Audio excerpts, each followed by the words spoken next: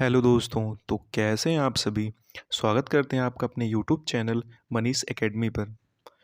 दोस्तों, हम सीटेट की क्लास शुरू कर चुके थे, जिसमें सिलेबस और एग्ज़ाम कैसे पास करें उस पर भी चर्चा कर चुके थे। और एक क्लास भी हुई थी, उसके बाद कुछ समस्याओं की वजह से आपकी क्लासेस नहीं हो पा रही थी, तो उसी को आज से हम कंटिन्यू करेंगे। जैसा कि आप सभी जानते हैं, हमारे द्वारा सीटेट, बिहार शिक्षक भर्ती और DSSB की तैयारी फ्री में करवाई जाएगी। तो आप सभी भाई बहन जो नए हो, आपके अपने यूट्यूब चैनल मनीष एकेडमी को ज़्यादा से ज़्यादा लाइक, शेयर और सब्सक्राइब जरूर कर दें, ताकि आने वाली वीडियोस आपको मिलती रहें और आपकी बेहतर तैयारी जारी रह सके। तो चलिए दोस्तों, आज की क्लास शुरू करते हैं। इसमें हम पहले बुद्धि लब्धि के बारे में जानेंगे और फिर बुद्धि के सिद्धांत, जिसमें गार्डनर का बहुबुद्धि सिद्धांत, एक कारक सिद्धांत, द्विकारक सिद्धांत तथा इन सभी टॉपिक के महत्वपूर्ण प्रश्न भी देखेंगे। तो चलिए आज की क्लास शुरू करते हैं बुद्धि लब्धि से।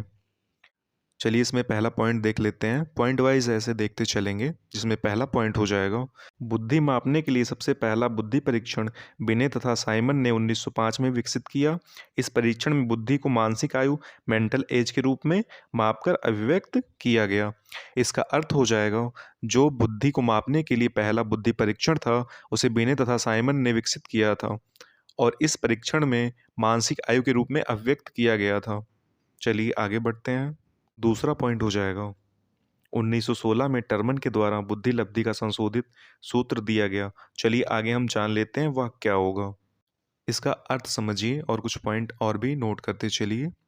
इसका अर्थ हो जाएगा, 1916 ईस्वी में बिने साइमन परीक्षण का सबसे महत्वपूर्ण संशोधन टर्मन महोदय ने स्टैनफोर्ड विश्वविद्यालय में किया था। इसी संशोधन में बुद्धि लब्धि IQ कॉन्सेप्ट का जन्म हुआ और बुद्धि मापने को मानसिक आयु की जगह बुद्धि लब्धि का प्रयोग होने लगा। तो इसका सूत्र हो जाता है, बुद्धि लब्धि बराबर मानसिक आयु बटे वास्तविक आयु गुणे 100। तो ये ध्यान रखिएगा दोस्तों। कभी कभी एग्जाम में इंग्लिश में भी दे दिया जाता है, तो ध्यान रखिएगा दोस्तों। IQ इक्वल टू होता है MA/CA इंटू 100। चलिए एक क्वेश्चन भी दिया हुआ है, इसे देख लेते हैं। कभी कभी एग्जाम में एक आध क्वेश्चन भी ऐसे छोटा मोटा दे दिया जाता है, लेकिन अगर फॉर्मूला आपको याद नहीं रहेगा तो आप गलत कर देंगे। तो चलिए एक क्वेश्चन देख लेते हैं। क्वेश्चन में दिया गया है, यदि किसी बालक की मानसिक आयु 12 वर्ष और शारीरिक आयु 10 वर्ष है, तो उसकी बुद्धि लब्धि होगी।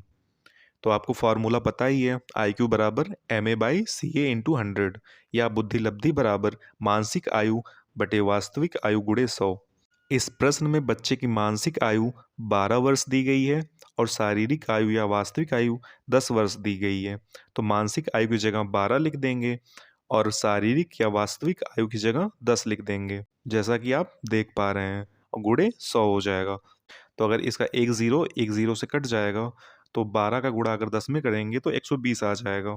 तो आपकी बुद्धि लब्धि यही आ गई। सभी ऐसे बुद्धि लब्धि अगर निकालने के लिए एग्जाम में दे दिया जाए तो निकाल लीजिएगा, और ये फॉर्मूला जरूर याद रखिएगा। सीटेट टेट कई बार एग्जाम्स में पूछा जा चुका है। आगे बढ़ते हैं और टर्मन के द्वारा बुद्धि लब्धि का वर्गीकरण देखते हैं। एक तरफ IQ दिया हुआ है और दूसरी तरफ उसकी स्थिति। तो ध्यान रखिएगा दोस्तों, यहाँ से भी प्रश्न पूछा जाता है। तो चलिए देख लेते हैं। तो इसमें पहला हो जाएगा 140 से ऊपर। तो 140 से ऊपर जिनका IQ लेवल होता है, वो प्रतिभाशाली बच्चे कहलाए जाते हैं। ऐसे अगला हो जाएगा 130 से 139, जिस बच्चों का बुद्धि लब्धि होता है, उन्हें कुशाग्र या अतिश्रेष्ठ कहा जाता है। ऐसे आगे बढ़ते हैं। जिन बच्चों का बुद्धि लब्धि 120 से 129 होता है, उन्हें तीव्र या श्रेष्ठ कहा जाता है। 110 से 119, ऐसे बच्चों को औसत से अधिक, एबव एवरेज कहा जाता है।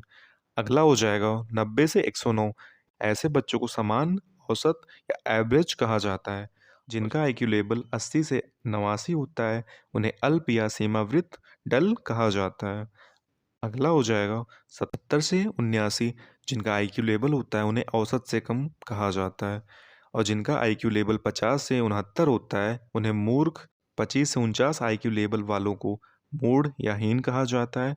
और जिनका IQ लेवल 0 से 24 होता है, उन्हें महामूर्ख या जड़ बुद्धि बोला जाता है। तो आप सभी भाई बहन ये टेबल याद रखिएगा, और कई बार इनसे एग्जाम में प्रश्न पूछे जा चुके हैं। चलिए आगे बढ़ते हैं और बुद्धि के कुछ सिद्धांत देखते हैं। Theory of intelligence. इसमें पहला हो जाएगा एक कारक सिद्धांत, यूनिफैक्टर थ्योरी। तो चलिए इसे हम देख लेते हैं। एक कारक सिद्धांत का प्रतिपादन अल्फ्रेड बिने ने किया। जो एक कारक सिद्धांत था या एक खंड का सिद्धांत था, उसे अल्फ्रेड बिने ने दिया। उनका विचार था कि बुद्धि केवल एक खंडात्मक होती है जिसकी मात्रा भिन्न भिन्न होती है। तो इसका अर्थ हो जाएगा, इस सिद्धांत का प्रतिपादन विनय महोदय ने किया और बताया कि सभी व्यक्तियों में एक ही प्रकार की बुद्धि होती है जो सभी कार्यों में काम करती है। और विनय महोदय फ्रांस के वैज्ञानिक थे, ये भी याद रखिएगा दोस्तों, एग्जाम में पूछा जा सकता है। चलिए आगे बढ़ते हैं। दूसरा हो जाएगा द्विकारक सिद्धांत, टू फैक्टर थ्योरी, या इसे द्विखंड सिद्धांत भी कहते हैं। तो याद रखिएगा दोस्तों। चलिए इसे हम देख लेते हैं। इस सिद्धांत के प्रतिपादक स्पीयरमैन है। तो द्विकारक सिद्धांत या द्विखंड सिद्धांत का प्रतिपादन स्पीयरमैन ने किया था। उन्होंने बताया कि बुद्धि दो तत्वों से मिलकर बनी है, या दो तत्व हैं। तो चलिए देख लेते हैं वो कौन कौन से तत्व थे। इसमें पहला हो जाएगा सामान्य मानसिक योग्यता या जी फैक्टर। इसका अर्थ जान लेते हैं। सामान्य योग्यता सभी प्रकार के मानसिक कार्यों में पाई जाती है या हर व्यक्ति में जन्मजात होती है। तो इसका अर्थ हो जाएगा, इसमें जो सामान्य मानसिक योग्यता है वो जन्मजात होती है और यह हर व्यक्ति में अलग अलग होती है। दूसरा हो जाएगा विशिष्ट मानसिक योग्यता या एस फैक्टर। इसका अर्थ जान लेते हैं। प्रत्येक व्यक्ति में सामान्य योग्यता के अतिरिक्त कुछ ना कुछ विशिष्ट योग्यताएं पाई जाती हैं, उसे विशिष्ट मानसिक योग्यता या एस फैक्टर कहा जाता है। इसका अर्थ समझिएगा, यह दूसरों से अर्जित करने वाली बुद्धि होती है। एक व्यक्ति में एक विशिष्ट योग्यता भी हो सकती है और एक से अधिक विशिष्ट योग्यताएं भी हो सकती हैं। तो ध्यान रखिएगा दोस्तों। चलिए आगे बढ़ते हैं और देखते हैं गार्डनर का बहुबुद्धि सिद्धांत।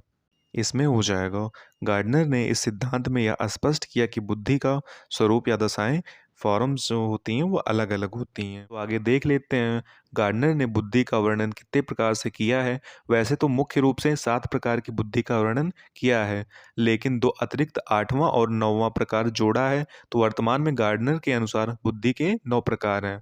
तो चलिए इसमें देख लेते हैं कौन कौन से होंगे। जिसमें पहला हो जाएगा भाषायिक बुद्धि। इसका अर्थ समझिएगा, वाक्यों तथा शब्दों के बोध क्षमता, शब्दावली, शब्दों के क्रमों के बीच के संबंधों को पहचान की क्षमता। इसका अर्थ हो जाएगा, इसके माध्यम से शब्दों और भाषा का ज्ञान होता है और जिन व्यक्तियों में इसका विकास अधिक हो वो वकील, कवि आदि बनते हैं, ऐसा गार्डनर महोदय ने कहा है।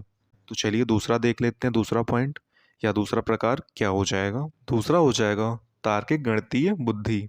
का अर्थ समझते हैं। तर्क करने वाली क्षमता, गणितीय समस्या समाधान क्षमता, अंकों के क्रमों में छिपे संबंध समझना। इसका अर्थ हो जाएगा, इसमें तार्किक योग्यता, मैथ कैलकुलेशन अधिक होता है और जिन व्यक्तियों में इसका विकास अधिक होता है वो साइंटिस्ट, अकाउंटेंट, बैंकर आदि बनते हैं। तो चलिए अगला पॉइंट देखते हैं। तीसरा हो जाएगा स्थानिक बुद्धि। स्थानिक चित्रकूट, मानसिक रूप से कल्पना करने की क्षमता। इसका अर्थ हो जाएगा, जो अमूर्त चीज़ें होती हैं या तथ्य होते हैं उन्हीं के आधार पर मानसिक छवि बनाना। जैसे कि हम कोई अमूर्त चीज़ें सोचते हैं तो हमारे मन में एक छवि बन जाती है और जिन व्यक्तियों में इसका विकास अधिक होता है वे मूर्तिकार, चित्रकार आदि बनते हैं। तो ये भी याद रखिएगा दोस्तों। चौथा पॉइंट हो जाएगा दोस्तों शारीरिक गतिक बुद्धि। इसमें देखते हैं शारीरिक गति नियंत्रण क्षमता, वस्तुओं को उपयोग करना, शरीर घुमाना आदि, जैसे डांस करना।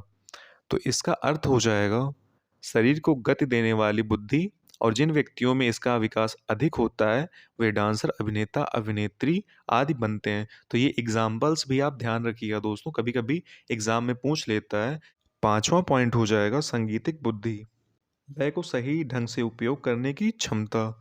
इसके अंतर्गत संगीत में बुद्धि अधिक होती है। जिन व्यक्तियों में इसका विकास अधिक होता है वे सिंगर आदि बनते हैं। तो चलिए छठवां पॉइंट देख लेते हैं। छठवां हो जाएगा अंतःव्यक्ति बुद्धि। इसमें हो जाएगा ऐसे बुद्धि के व्यक्ति गहरी सोच वाले होते हैं। वह अपनी निजी भावना, अभिप्रेरणा और इच्छाओं को जानकर उस ज्ञान को दूसरे व्यक्तियों के साथ अंतःक्रिया में कर सकते हैं। उदाहरण दार्शनिक, साइकाट्रिस्ट, डिजाइनर।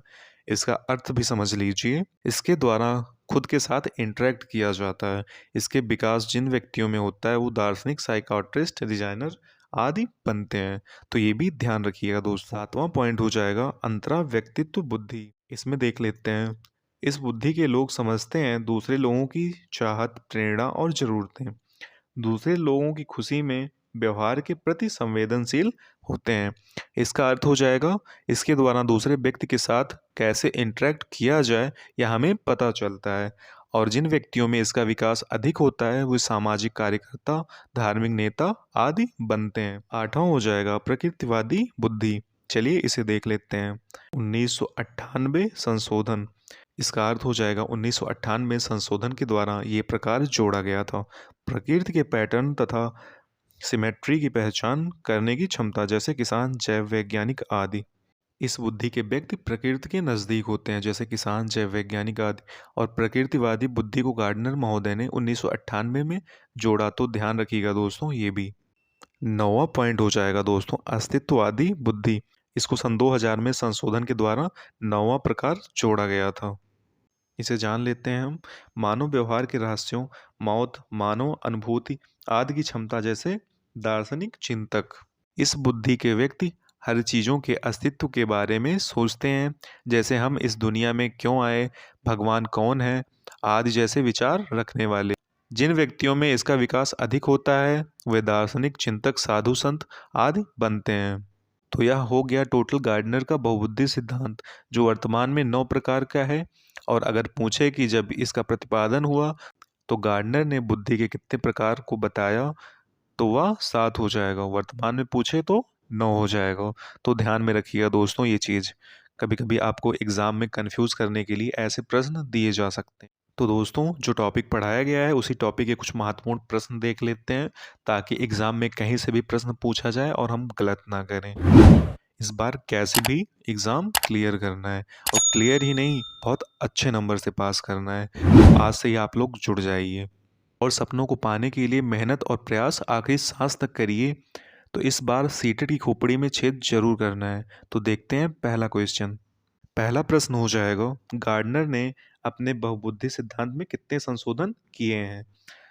तो चलिए बताइए दोस्तों। ए ऑप्शन हो जाएगा 7, बी ऑप्शन हो जाएगा 9, सी ऑप्शन हो जाएगा 4, डी ऑप्शन हो जाएगा 2। तो चलिए बताइए इसमें से कौन सा सही होगा। और ये पढ़ाया जा चुका है दोस्तों, अभी जस्ट पहले हमने आपको बताया है।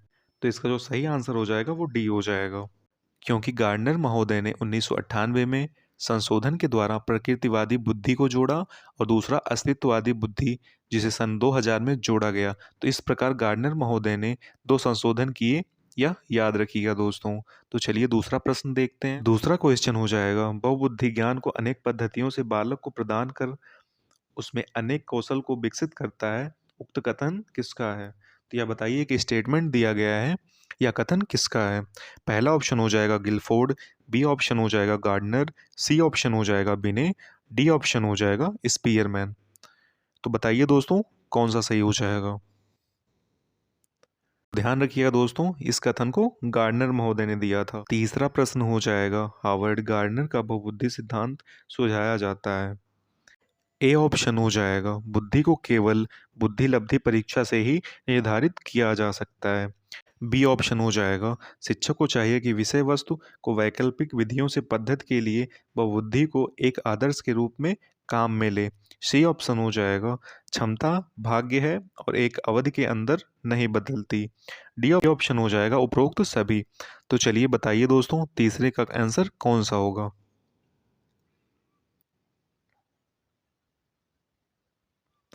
जो तीसरा प्रश्न है उसका आंसर हो जाएगा बी। शिक्षक को चाहिए कि विषय वस्तु को वैकल्पिक विधियों से पद्धति के लिए बहुबुद्धि को एक आदर्श के रूप में काम में ले। तो चलिए आगे बढ़ते हैं दोस्तों, चौथा प्रश्न देखते हैं। और जहाँ जरूरत होगी एक्सप्लेनेशन की वहाँ हम जरूर करेंगे। चौथा प्रश्न हो जाएगा दोस्तों, गार्डनर की बहुबुद्धि सिद्धांत के अनुसार वह कारक जो व्यक्ति के आत्मबोधन में सर्वाधिक सहायता प्रदान करता है वह क्या होगा? ए हो जाएगा अंतर व्यक्तिगत, बी हो जाएगा शारीरिक गतिक, डी हो जाएगा अंतर व्यक्तिगत, डी हो जाएगा भाषाई। तो चलिए बताइए दोस्तों इसका आंसर कौन सा होगा। तो इसका सही आंसर हो जाएगा ए अंतः व्यक्तिगत। इसके द्वारा व्यक्ति खुद के साथ इंटरेक्ट या आत्मबोधन करता है। क्वेश्चन हो जाएगा, गार्डनर की बहुबुद्धि सिद्धांत किस पर बल देती है? ए ऑप्शन हो जाएगा विद्यार्थियों के अनुबंधित कौशल, बी ऑप्शन हो जाएगा सामान्य बुद्धि पर, सी ऑप्शन हो जाएगा विद्यालय में आवश्यक सामान्य योग्यता पर, डी ऑप्शन हो जाएगा प्रति व्यक्ति की विलक्षण योग्यता पर। तो चलिए बताइए दोस्तों, इसका कौन सा आंसर सही हो जाएगा? तो इसका जो आंसर सही हो जाएगा वो डी हो जाएगा, प्रति व्यक्ति की विलक्षण योग्यता पर। तो जो गार्डनर का बहुबुद्धि सिद्धांत है वह प्रति व्यक्ति की विलक्षण योग्यता पर बल देता है। तो आप सभी भाई बहन इस वीडियो की पीडीएफ तथा सभी अपडेट्स के लिए हमारा टेलीग्राम चैनल मनीष एकेडमी जरूर ज्वाइन करें, जिसका लिंक वीडियो के डिस्क्रिप्शन में दिया गया है। जैसा लिखा गया है सर्च करके या लोगो देख के ज्वाइन कर सकते हैं। साथ ही साथ आपके अपने यूट्यूब चैनल मनीष एकेडमी को ज़्यादा से ज़्यादा लाइक शेयर और सब्सक्राइब जरूर कर दें, ताकि आने वाली वीडियोस आपको मिलती रहें। तो आज की क्लास कैसी रही कमेंट बॉक्स में ज़रूर बताइएगा। मिलते हैं अगले वीडियो में, तब तक के लिए जय हिंद जय Bharat. Thank you so much.